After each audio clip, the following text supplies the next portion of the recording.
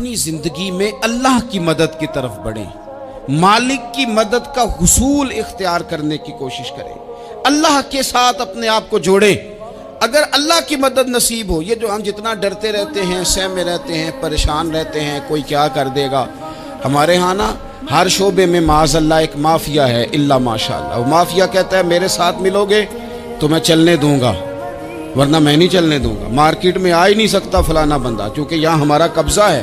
اور میرے بھائی پھر بہت سارے لوگ جن کی نیتیں اور ارادے بڑے اچھے ہوتے ہیں شروع میں، وہ بھی اس مافیا کا شکار ہو جاتے ہیں اور ان کے رنگ میں رنگ جاتے ہیں۔ یاد رکھنا، کسی شخص کی بلیک میلنگ کا کبھی شکار نہ ہونا، کبھی کسی کی میٹھی اور مسجع مکفہ باتوں کا شکار نہ ہونا۔ کوئی کیا کر سکتا ہے اگر اللہ مددگار ہو تو؟ جس کو رب کریم اٹھانا چاہے اسے کوئی گرا سکتا ہے؟ ہم یہ ڈرے ڈرے سہمے پریشان فیصلہ کرنے کی طاقت نہیں، مجھے چلنا چاہیے کہ نہیں، اٹھنا چاہیے کہ نہیں، کرنا چاہیے، اٹھ باندھ کمر کیوں ڈرتا ہے؟ پھر دیکھ خدا کیا کرتا ہے۔ حضرت عبداللہ ابن عباس فرماتے ہیں میرے نبی پاک علیہ السلام نے میری تربیت فرمائی، حضور نے میری تربیت فرمائی، اور محبوب پاک علیہ السلام نے فرمایا عبداللہ یاد رکھنا، یہ نوجوان دوست میری بات لکھ لیں، پریشان لوگ میری بات لکھ لیں، جن کے پاس قوت فیصلہ نہیں وہ اس بات کو لکھ لیں۔ حضرت عبداللہ ابن عباس فرماتے ہیں میرے نبی پاک علیہ السلام نے مجھ سے فرمایا تھا عبداللہ سن، اگر ساری دنیا مل کے تیرا کوئی نفع کرنا چاہے کر نہیں سکتی جب تک میرے رب کی رضا نہ ہو، اور فرمایا ساری دنیا مل کے تیرا کچھ بگاڑنا چاہے تو عبداللہ بگاڑ نہیں سکتی جب تک رب کریم کی حکمت کا تقاضا نہ ہو۔ لوگوں سے ڈرنا، لوگوں کی طرف دیکھنا، ماحول دیکھ کے اپنے راہ کا تعین کرنا، ہر بندے کے خیالات کے مطابق ڈھلنے کی کوشش کرنا، فلانا نہ ناراض ہو جائے، فلانا نہ ناراض ہو جائے، وہ جس نے ہونا ہو جائے، بس رب رسول ناراض نہ ہو۔ اپنی زندگی میں اپنے مالک کو مولا جان کے، بل اللہ مولاکم، اللہ تمہارا مولا ہے، وَهُوَ خَيْرُ النَّاصِرِينَ، وہ بہترین مددگار ہے۔ توجہ جب بھی کریں رب کی جانب کریں، اپنے دل کا قبلہ درست رکھیں، سوچوں کے زاویے سیدھے رکھیں۔ میرے بھائی مالک جب بندوبست کر دے نا، جب مالک بندوبست کر دے پھر ایسا بندوبست کرتا ہے کہ لوگوں کے پاس نا چارہ نہیں رہتا۔ حضرت مریم رضی اللہ تعالی عنہا پاک باز تھیں، مسجد میں رہی تھیں، پر مالک کی حکمت کے تقاضے بڑے عجیب ہیں نا۔ پھر جناب مریم کو اللہ تعالیٰ نے بغیر شوہر کے اولاد عطا کر دی۔ یہ بات ہی ایسی تھی، وہ کسی نے کہا تھا کہ مخلوق تو فنکار ہے اس درجہ کے پل بھر میں سنگے در کعبہ سے بھی اصنام تراشے، تم کون ہو کیا چیز ہے داغ کبابی، لوگوں نے تو مریم پہ بھی الزام تراشے۔ تو لوگوں نے کہا کدھر سے لے آئی بچہ، تیرا باپ تو ایسا نہیں تھا، کہاں سے لے آئی؟ اللہ کرے میں آپ کو سمجھا سکوں، ذرا اپنے آپ کو وہاں کھڑا کریں کہ ایک پاک باز عورت، پاک باپ کی بیٹی، طیب ماں کی بیٹی، اور اللہ کے گھر میں پرورش پانے والی خاتون، ایک وہ وقت اور ایک یہ وقت کہ اس عورت کو کٹہرے میں کھڑا کر کے پوچھا جا رہا ہے کہ معاذ اللہ تیری گود میں بچہ جائز نہیں ہے، کہاں سے لائی ہے؟ اب خود سے صفائیاں بندہ کتنی کو دے، کتنی کو وضاحتیں کرے۔ اور میں نے تو اپنی زندگی میں دیکھا ہے زیادہ وضاحت دینے والے کو بھی لوگ جھوٹا سمجھنے لگ جاتے ہیں، زیادہ وضاحت دینے پر بھی لوگ کمزوری کا اظہار سمجھتے ہیں کہ کمزور پڑ گیا۔ آپ صلح کی کوشش کرتے ہیں، سامنے والا بزدل سمجھ لیتا ہے، زیادہ وضاحتیں بھی کمزور کر دیتی ہیں۔ اب حضرت مریم کو کٹہرے میں کھڑا کر کے کہا بچہ کس کا ہے؟ تو پھر خدا بندوبست جب کرے، اللہ جب مددگار ہو، تو پھر حضرت مریم کی گواہی درختوں سے نہیں دلوائی، اس نے پتوں سے نہیں دلوائی، پھر فرشتے نہیں بھیجے۔ حضرت مریم کہنے لگی مجھ سے نہ پوچھو، وہ جو پنگوڑے میں ہے اسی سے پوچھ لو، ان سے پوچھو نا، وہ کون ہے پوچھ لو، ان سے کر لو سوال۔ انہوں نے کہا پنگوڑے میں چند دنوں کا بچہ، یہ جواب دے گا؟ مددگار تھا رب، ان کی برات کا اعلان کرنا تھا مالک نے، اور جب مالک اعلان کر دے، جب مالک تیری صفائی دینا چاہے، جب مالک तुझे दुनिया के सामने निखारना चाहे तो पंगूड़े में लेटे हजरत ईसा बोल के कहने लगे इन्नी अब्दुल्लाह आतानी अल किताबा, फरमाया मैं अल्लाह का बंदा हूं, रब ने मुझे किताब अता करके नबी बना के दुनिया में भेजा है।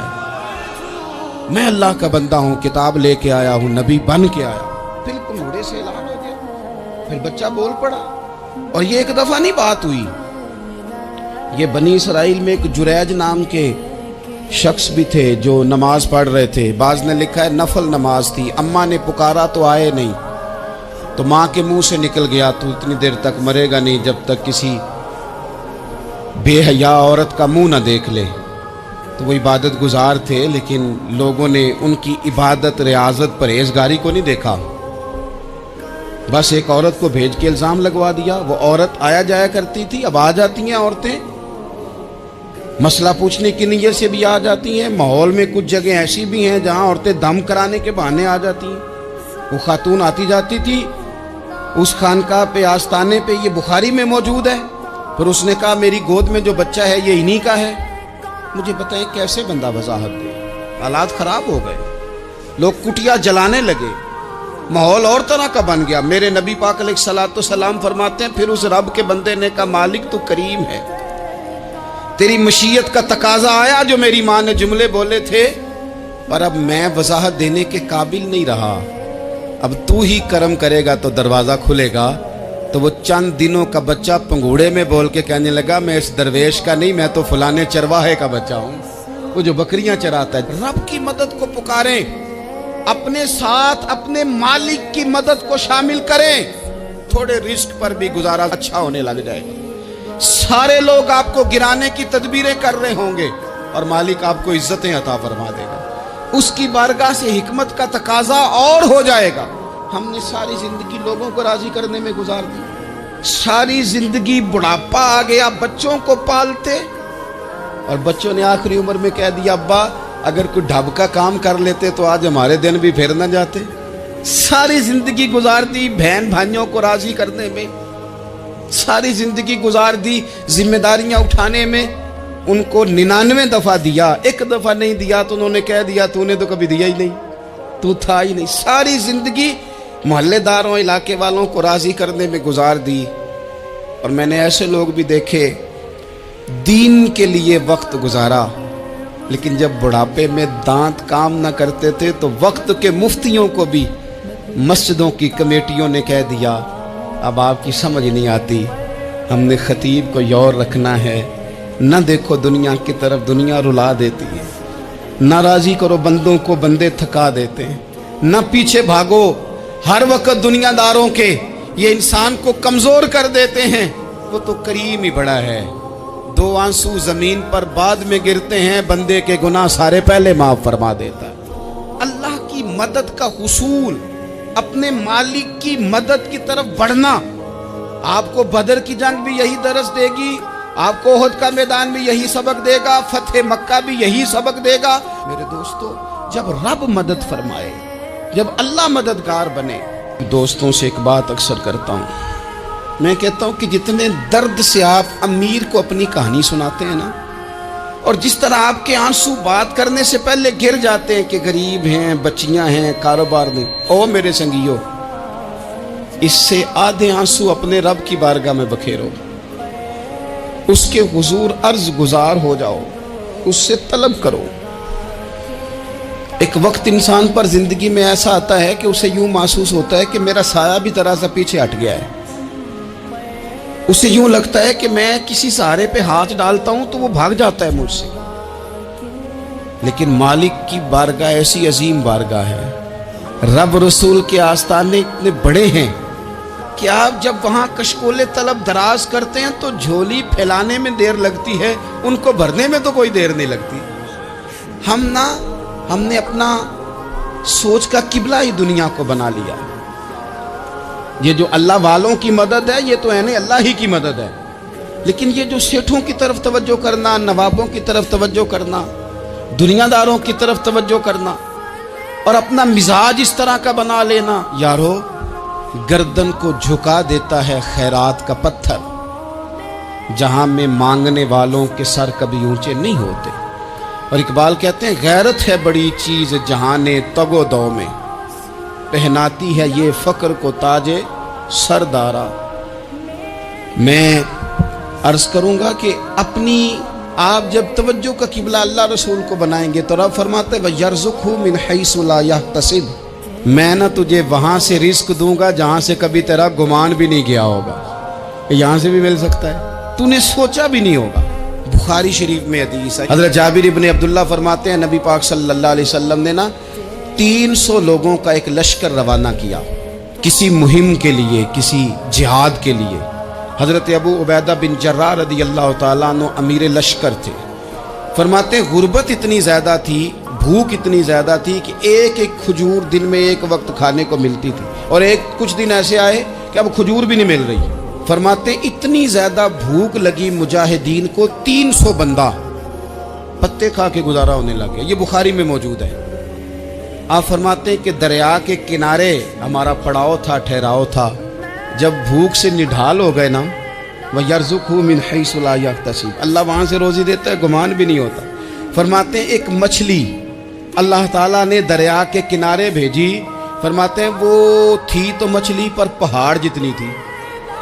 बुखारी में लफ्ज़ हैं, हज़रत जाबिर इब्न अब्दुल्लाह रदी अल्लाह ताला अन्हु फरमाते हैं 300 आदमी 18 दिन तक उस मछली को खाते रहे, मछली खत्म ही नहीं हुई। मछलियां नहीं, मछली। कहते हैं 18 दिन 300 बंदा खाता रहा, मछली खत्म ही नहीं हुई।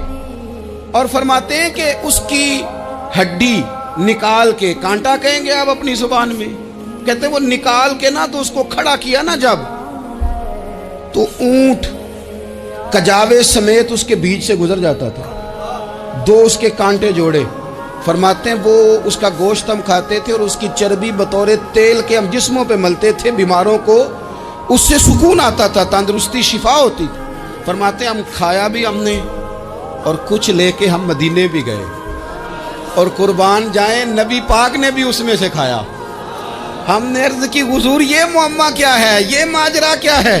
तो महबूब ने फरमाया तुम्हारे पास ग़िज़ा नहीं थी, रब ने तुम्हारे लिए बंदोबस्त किया है, अल्लाह ने तुम्हें दिया है। मकान शुरू कर लिया, एक साहब ने वो मकान बनाने लगे। आप वो हिसाब लगा रहे हैं, कहते हैं मेरे पास इतने पैसे हैं, इतने मैंने फलाने दोस्त से कहना है उसने दे देने, इतने फलाने रिश्तेदार से कहना है उसने दे देने, इतने फलाने से कहना है उसने दे देने। ये सारी कापी बना के मकान शुरू कर लिया।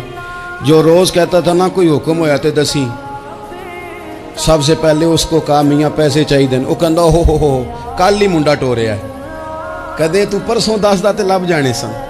मैं आपको अपने तजर्बे की बात बता रहा हूँ। जिन लोगों का ख्याल होता है ना कि आप स्टार्ट करें फलाना काम, हम आपके साथ हैं, अल्लाह का ही कोई निज़ाम है, वो बिल्कुल भी नहीं साथ होते। लेकिन ऐसा नहीं है कि कोई साथ नहीं होता। अल्लाह ताला बड़े असबाब पैदा करता है, वहाँ से देता है जहाँ से गुमान भी। हमारा ये ज़हन बन जाता है, हम सारी अपने हिसाब से चलते, इतने रिश्तेदारों से, इतने कौन आपके साथ चलेगा, सवाल ही नहीं पैदा होता। ये सारे काम छोड़ के सबसे पहले 2 रकते पढ़ो, अपने रब की बारगाह में, रसूल कायनात की बारगाह में गुजारिशात और इस्तिगासे पेश करो, वहां से खैर तलब करो। दुनियादार क्या देंगे, क्या दे सकते हैं, क्या हैसियत होती है किसी। अल्लाह कहता है वहां से दूंगा। तो जो अल्लाह माल दे वो लेना चाहिए कि रिश्तेदारों का माल देखना चाहिए?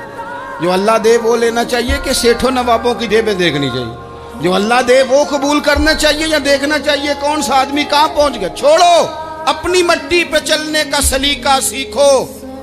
किसी के संग मरमर पे चलोगे तो फिसल जाओगे, फिसल जा।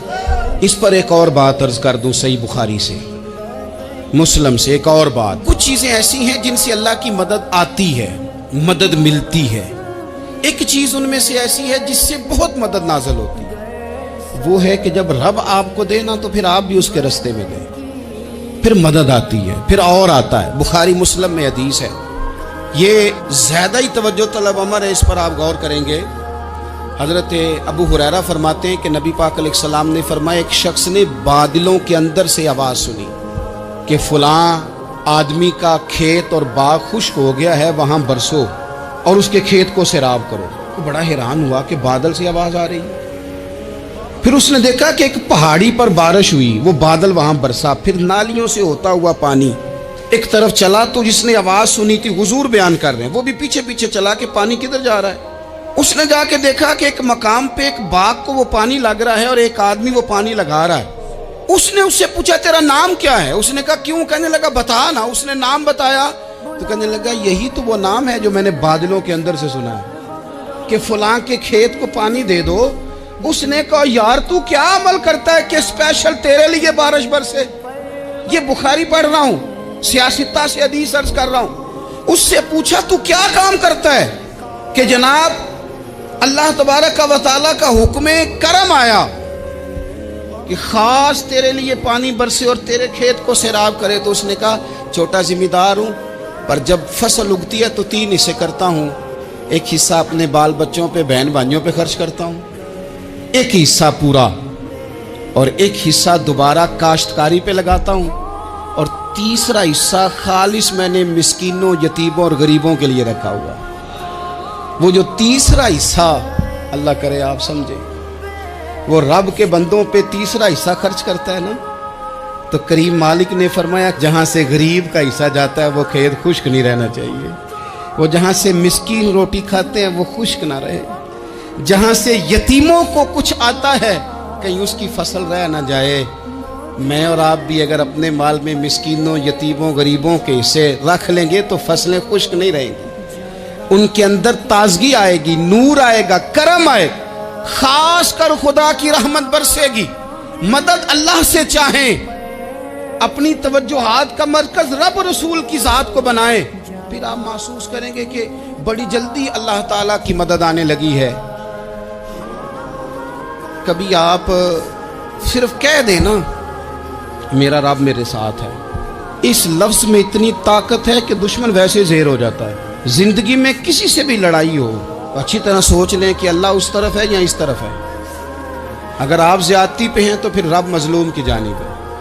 اگر اللہ کی مدد آپ کے ساتھ ہے تو دنیا کی کوئی طاقت آپ کو گرا نہیں سکتی، اور اگر آپ مظلوم کے مقابلے میں ظالم بن کے آپ کھڑے ہو گئے ہیں اور آپ نے رویہ وہ اختیار کیا ہے کہ جس میں مدد نہیں آئے گی، تو پھر یاد رکھ لیں کہ آپ کوئی بھی ہیں، کہاں بھی ہیں، آپ کمزور ہیں۔ طاقتور تھے ابتدائے اسلام میں، ظاہری طاقت تھی کفار مکہ کے پاس، وہ ڈنڈوں سے مارتے تھے غریبوں کو، ان کے ہاتھوں میں ڈنڈے تھے، پر خدائی طاقت ان مظلوموں کے ساتھ تھی۔